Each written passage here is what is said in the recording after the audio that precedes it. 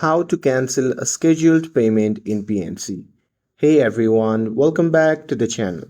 So if you need to cancel a scheduled bill payment before it process, well let me show you how to do it quickly in PNC Mobile App.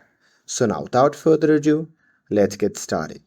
So first thing first, open the PNC Mobile App on your phone and make sure that you're logged in to your account.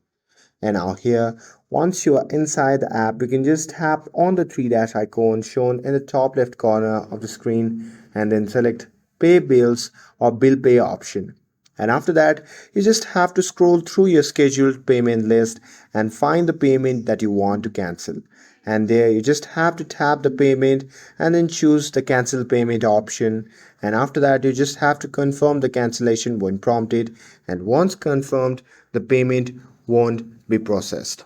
But keep in mind that once a payment has started processing, you can't cancel or edit it anymore through the app and it must be cancelled beforehand. And that's it. That's how you can cancel a scheduled payment in PNC. With this, if you found this video helpful, then don't forget to like, share and subscribe to get updated for more videos. Thanks for watching and I'll see you in the next video.